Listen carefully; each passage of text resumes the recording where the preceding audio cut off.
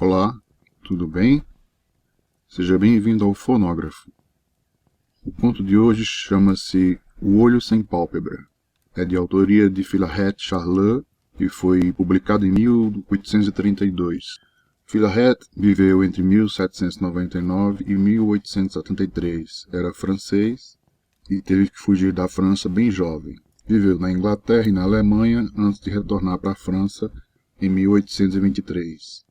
O conto foi adaptado para a realidade brasileira da mesma época. Então, tá confortável? Vamos começar. Véspera de finados, falavam todos.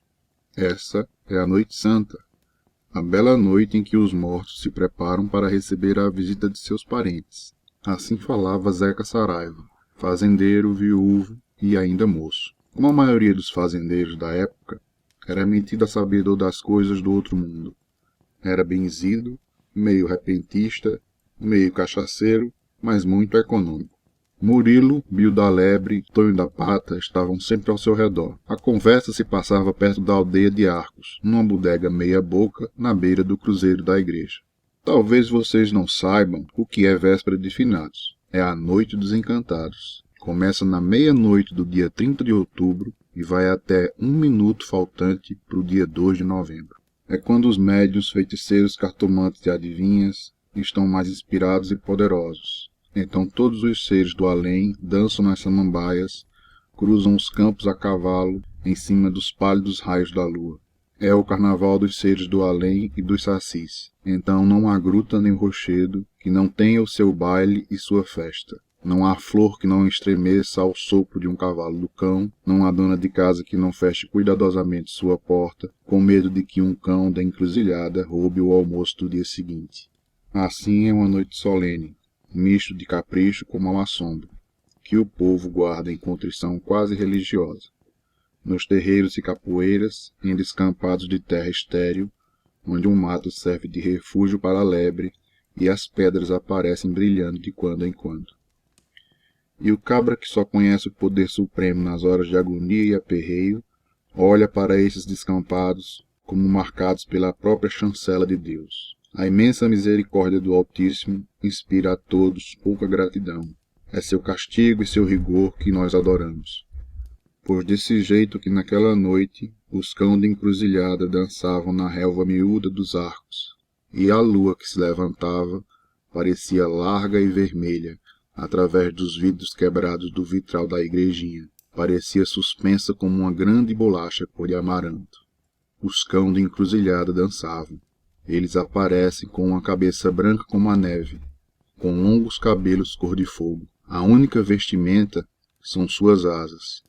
Um couro fino, folgado e apertado, impenetrável e leve, como a asa de um morcego. Um tom amarronzado, fundido num azulado. Reluzem longos filamentos que lembram o aço polido e sustentam esse véu comprido com o que o cão da encruzilhada se enrola. Suas garras de aço armam as extremidades. Ai da dona de casa que se aventurar na noite perto das cruzetas e bifurcações da estrada, onde o cão se aninha, ou nos caminhos da mata que ele percorre. A ronda dos cães de encruzilhada se iniciava nas margens da várzea, quando um grupo alegre de mulheres, homens, crianças, moças e moços se aproximou indo fazer as tordas nas ruas que circundavam o cemitério, para vender flores e velas. Com muita gente, os seres do além logo desaparecem. Todas aquelas grandes asas, abrindo-se ao mesmo tempo, escureceram o ar. Parecia uma nuvem de pássaros que de repente levantava voo do meio dos bambuzais. A claridade da lua turvou-se por um instante. Saraiva e seus companheiros pararam.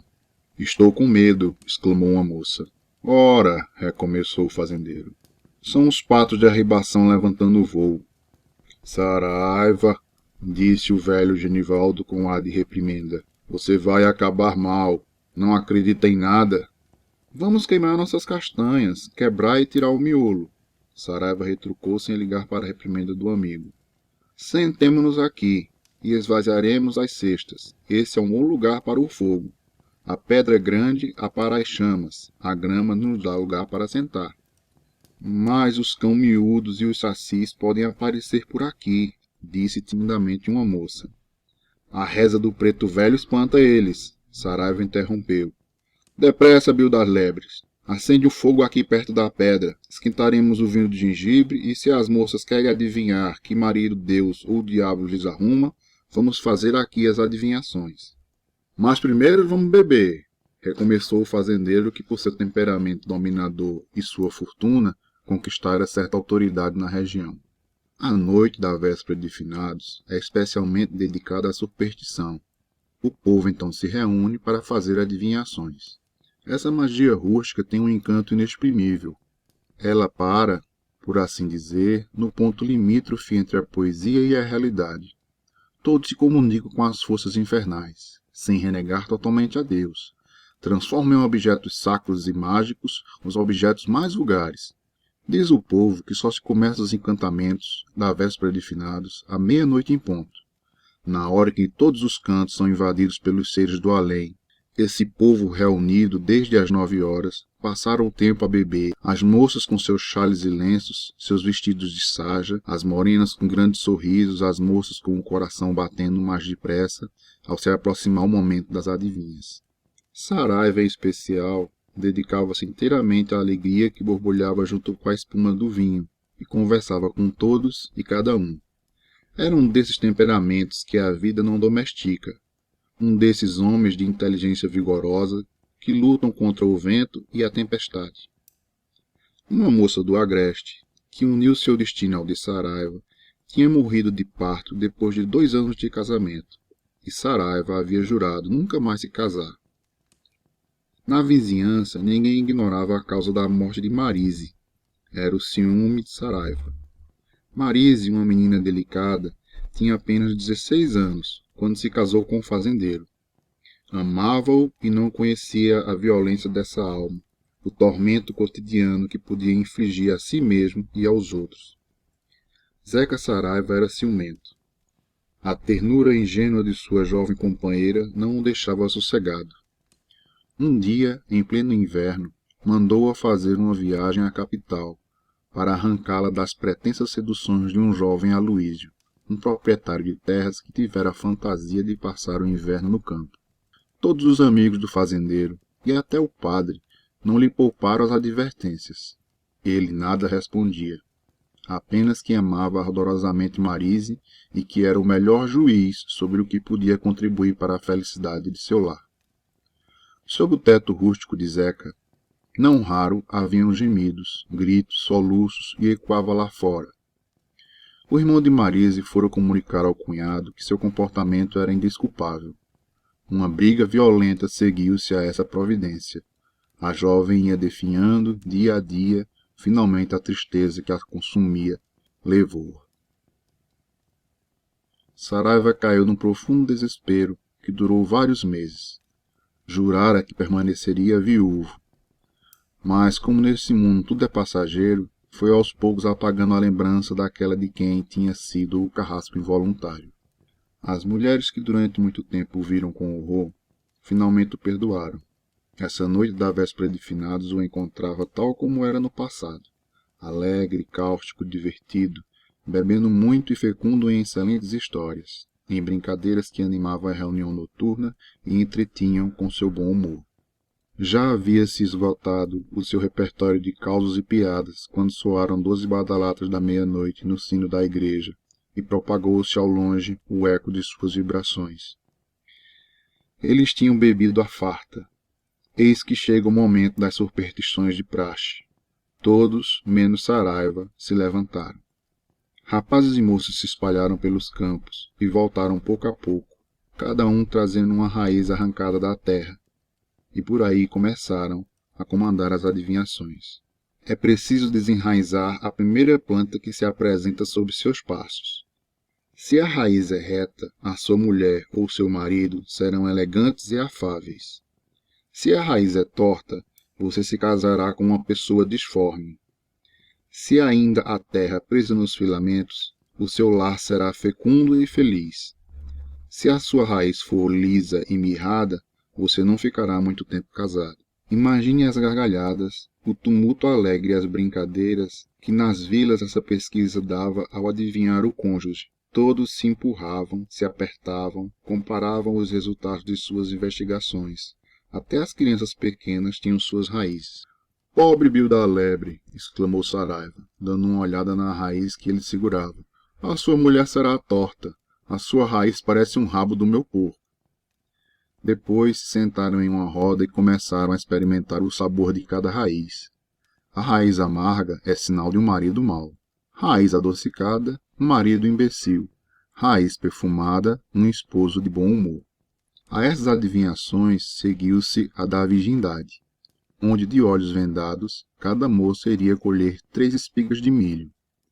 Se em alguma estivesse faltando o grão que coroa a espiga, ninguém duvida de que o futuro marido da donzela teria que lhe perdoar uma fraqueza cometida antes da noite nupcial. Ô Nevinha, Nevinha, as tuas 3 espigas estavam todas sem a coroa, e você não vai escapar das nossas caçoadas. Saraiva os observava sem se envolver ativamente em seus jogos. As castanhas, exclamaram.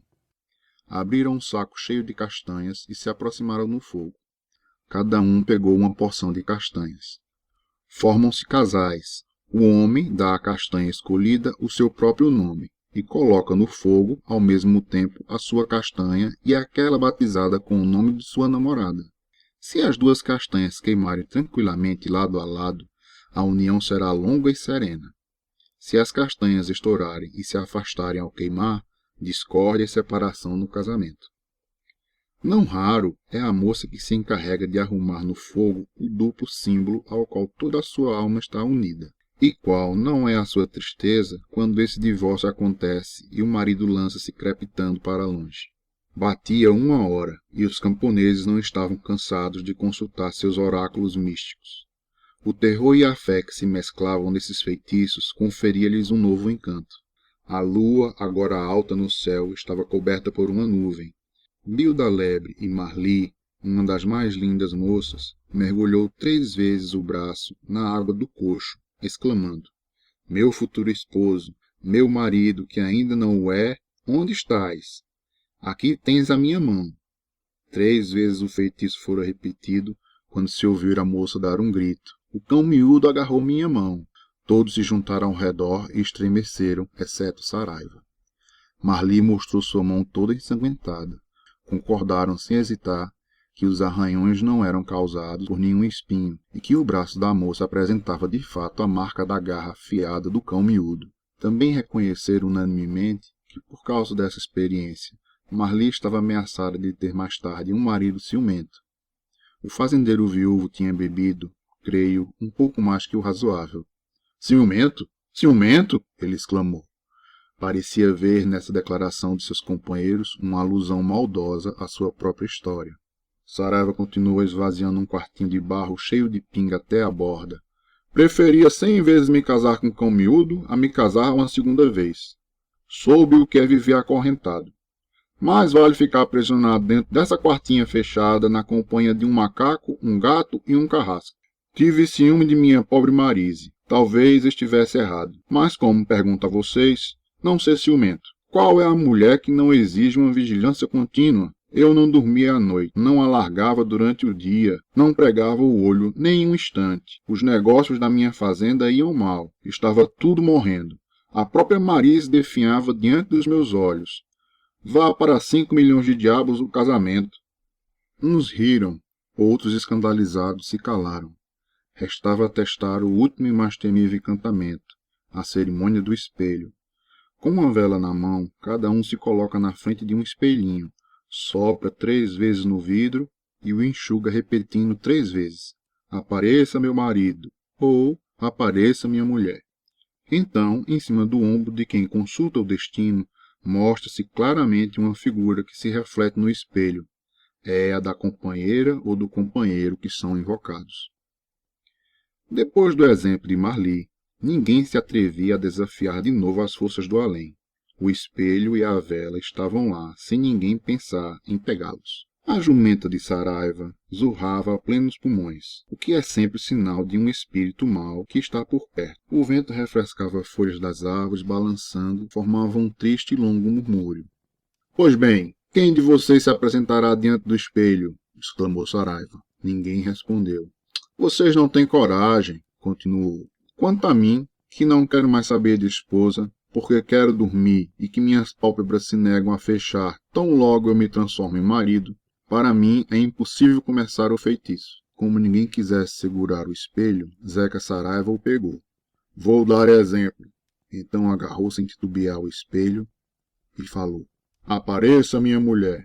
Logo, uma figura pálida, coberta de cabelos de um louro quase branco, mostrou-se no ombro de Saraiva.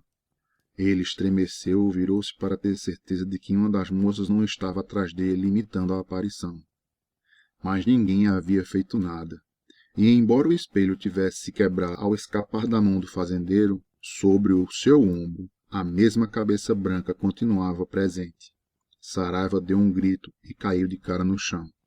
Se vocês vissem todos os moradores da vila fugindo aqui e acolá, como folhas levadas pelo vento, naquele lugar onde, pouco antes, tinham se entregado às suas adivinhações, só sobraram os restos da festa, o fogo quase apagado, as moringas e as quartinhas vazias.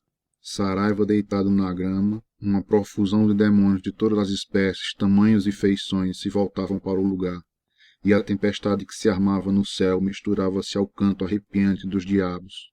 Um assobio longo zunia e Saraiva, ao se levantar, olhou de novo por cima do ombro e avistara sempre a mesma figura. Ela sorria para ele, mas não dizia uma palavra, e Saraiva não conseguia adivinhar se aquela cabeça pertencia a um corpo, pois só se mostrava quando ele se virava.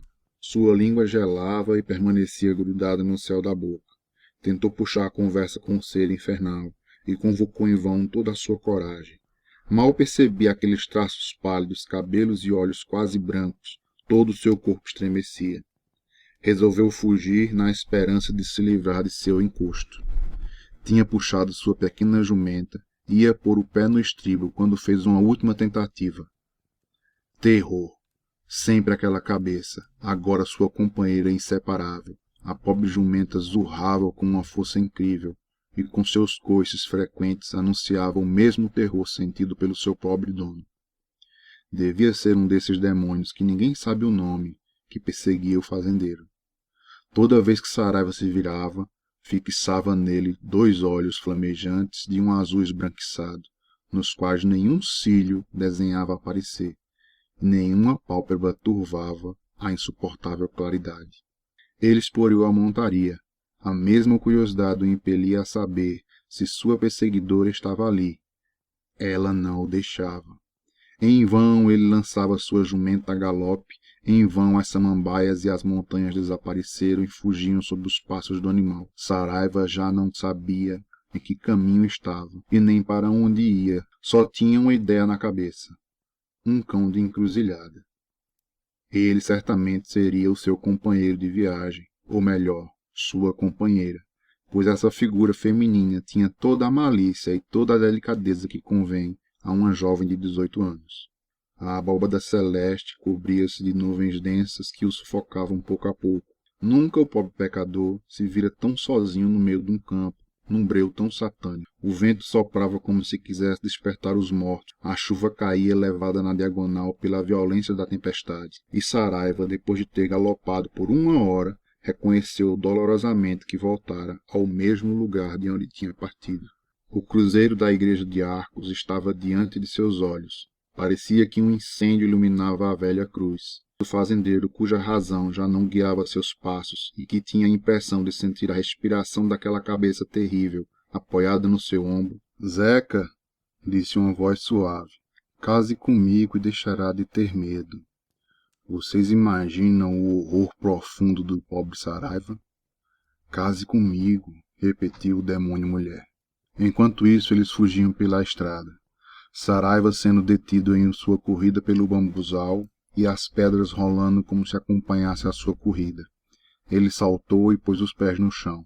Naquela noite havia bebido tanto vinho em pinga, galopado tão estranhamente, sentia tanta agonia que acabou se acostumando com aquela loucura.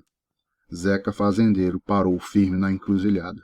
Os demônios de cabeleira de fogo arrepiada estavam em volta, dançando desajeitados. Todas as formas grotescas e infernais que a imaginação de um mentiroso podia criar se amontoavam, corriam, contorciam-se de 1000 estranhas maneiras. 40 desses seres do além, trepados nas cercas e árvores numa volta ainda maior, tinham nas mãos apitos, trompas, matracas de diversos tamanhos. A sinfonia infernal fazia tremer o que ainda sobrava de juízo. Em meio a esse tumulto, havia 4 moças bonitas ajoelhadas nos 4 cantos da encruzilhada. Se podia confundi-las com virgens sedutoras, se não fosse a cauda balançante de uma delas, levantando a barra do vestido branco. Atrás das mocinhas, simetricamente dispostos em torno de si, haviam caixões abertos, nos quais a morte aparecia, levando na mão uma enorme vela. Saraiva se virou e avistou a figura da companheira de viagem, que não tinha saído do lugar. A figura do centro da encruzilhada pegou-o pela mão e ele se deixou levar. Conduziram-no ao centro de tudo aquilo. Ele seguiu seu guia. Estava domesticado. Sua força o abandonara. Todos se ajoelharam. Ele se ajoelhou. Cantaram hinos esquisitos. Ele não ouvia mais nada. Ali ficou perplexo, petrificado, à espera do seu destino. Saraiva virou a cabeça para examinar aquele ombro fatal que um hóspede incômodo elegera como domicílio. Ele gritou, dando um longo suspiro de satisfação. A cabeça tinha desaparecido. Mas quando seus olhos ofuscados e perdidos se fixaram nos objetos que o cercavam, ficou muito espantado ao encontrar perto de si, ajoelhada, sobre um caixão, uma jovem cujo rosto era o mesmo do fantasma que o perseguira. Uma camisola de fino tecido mal descia até o meio das coxas. Percebia-se um colo encantador, ombros brancos, sobre os quais rolavam cabelos louros, um seio virginal cuja beleza era revelada pela leveza da vestimenta. Saraiva ficou maluco. Aquelas formas tão graciosas e delicadas contrastavam com todas as aparições medonhas que o cercavam. O esqueleto que andava segurando uma foice ao seu redor pegou com seus dedos ganchudos a mão de Saraiva e o uniu à da moça. Teve a sensação de que no aperto de mão dessa estranha noiva havia a mordida fria de garras de aço de um demônio. Foi demais para ele. Fechou os olhos e sentiu que ia desmaiar. Teve a impressão de que mãos infernais o punham de novo montado na jumenta, mas essas percepções eram obscuras e suas sensações muito vagas. Uma noite assim, como bem se imagina, deixou marcas no nosso fazendeiro. Ele acordou como quem acorda depois de uma carraspana. Ficou muito surpreso ao saber que uns dias antes tinha se casado, que desde a noite da véspera de finados fizeram uma viagem pelas montanhas e de lá trouxeram a jovem esposa, a qual, na verdade, estava a seu lado, na velha cama de sua fazenda. Esfregou os olhos e imaginou estar sonhando. Era de manhã. Que linda moça! Que luz suave ondulava naqueles olhares prolongados! Que brilho em seus olhos! Mas Saraiva estava impressionado com o estranho clarão que emanava desses mesmos olhares. Aproximou-se. Que coisa estranha! Sua mulher não tinha pálpebras. Grandes órbitas de um olho azul escuro se desenhavam sob o arco da sobrancelha, cuja curva era admiravelmente leve. De súbito surgiu na sua frente a vaga lembrança do demônio que colou no seu ombro na corrida noturna e da terrível noite. Ao examinar mais de perto sua nova esposa, observou que ela realmente possuía todas as características daquele mau assombro, mal e mal modificadas e como que suavizadas. Os dedos da moça eram compridos e finos, suas unhas brancas e afiadas, sua cabeleira loira ia até o chão. Ficou paralisado num mundo que parecia só seu. No entanto, todos os vizinhos lhe disseram que a família de sua mulher morava na Serra do Tará, e que logo depois do casamento ele fora vítima de uma forte e altíssima febre, que não era de esperar se toda a lembrança da cerimônia tivesse se apagado de seu espírito doente, mas que logo se entenderia melhor com a mulher, que era bonita, doce e boa dona de casa. Mas ela não tem pálpebras, exclamou Saraiva. Riram na cara dele, alegaram que a febre ainda o perseguia. Ninguém, a não ser o fazendeiro, notava essa estranha peculiaridade. Veio a noite. Para Saraiva era agora que teria a lua de mel, pois até aquele momento só era casado de notícia. A beleza de sua mulher o comovera, embora para ele a moça não tivesse pálpebras. Portanto, prometeu enfrentar resoluto o próprio terror, e quando nada, aproveitar o presente singular que o céu ou o inferno lhe enviava. Quando Saraiva acordou, sentindo que uma súbita luz do sol iluminava o quarto, ofuscado por aqueles raios escaldantes, levantou-se num pulo e viu os olhos resplandecentes de sua mulher carinhosamente fixados nele. "Diabo!" exclamou. "Meu sono de fato é uma injúria à sua beleza." Assim, espantou o sono e disse à mulher 1000 coisas gentis e meigas, às quais a jovem respondeu da melhor maneira possível. Até de manhã ela não tinha dormido. E, de fato, como dormiria? Perguntava-se Saraiva. Se não tem pálpebras? E seu espírito voltava a cair num abismo de meditações e temores. O sol estava alto. Saraiva estava pálido e abatido. A fazendeira tinha os olhos mais brilhantes do que nunca. A jovem esposa era tão bonita que seu marido, apesar da surpresa e da febre que o acometia, não pôde contemplá-la sem admiração. "Zeca", ela disse, "gosto tanto de você como você gostava da Marise. Todas as moças das redondezas têm inveja de mim. Portanto, preste atenção, meu amor. Serei ciumenta e o vigiarei de perto." No meio de cada noite, os olhos deslumbrantes da esposa arrancavam o fazendeiro de seu sono. "Mas minha cara mulher", perguntou Zeca, "você não dorme nunca?" "Dormir? Eu? Na minha família, nunca dormimos." As órbitas azuladas da moça fixavam cada vez mais o fazendeiro. "Ela não dorme." Caiu exausto e apavorado em cima do travesseiro. "Ela não tem pálpebras." "Ela não dorme", repetiu. "Não me canso de olhar para você", a esposa recomeçou. "E o vigiarei cada vez mais de perto." Pobre Saraiva! Os lindos olhos de sua mulher não lhe davam sossego. Quanto a Saraiva, um belo dia desapareceu. 3 meses se passaram. O suplício que o fazendeiro enfrentava arruinou sua vida. Devorou seu sangue. Se ficava em casa, se ia à igreja, sempre aquele olhar fixo o penetrava até o fundo de seu ser. O mesmo suplício que a pobre Marise tinha sofrido, agora era o seu. Em vez da inquietação moral que os homens chamam de ciúme, e que durante o primeiro casamento o havia transformado em carrasco da moça, via-se submetido à inquisição física e inelutável de um olho que nunca se fechava. Era de novo o ciúme, mas transformado em imagem sem pálpebra. Deixou sua fazenda, abandonou suas terras, cruzou o mar e se embrenhou nas florestas da África. As savanas certamente lhe ofereceriam um asilo garantido. Preferia a pobreza, a vida de mateiro, como uma cobra escondida nos arbustos. Depois de passar um ano nessa solidão, terminou abençoando o destino. Pelo menos encontrara o sossego naquela natureza fecunda. Não mantinha nenhuma correspondência com conhecidos, temendo ter notícias de sua mulher. Às vezes, em seus sonhos, ainda via aquele olho aberto, e acordava sobressaltado. Verificava que a pupila vigilante e terrível não estava perto dele, e felizmente poderia voltar a dormir feliz. Os nativos que viviam naquela região tinham escolhido como chefe um ancião, cujo temperamento era pacífico, e cuja benevolência Zeca Saraiva conquistou, dando-lhe aguardente de caju que ele sabia destilar. O chefe caiu doente e seu amigo Saraiva foi visitá-lo na cabana. Sobre peles estendidas na terra, o velho doente, em torno dele, os principais membros da aldeia.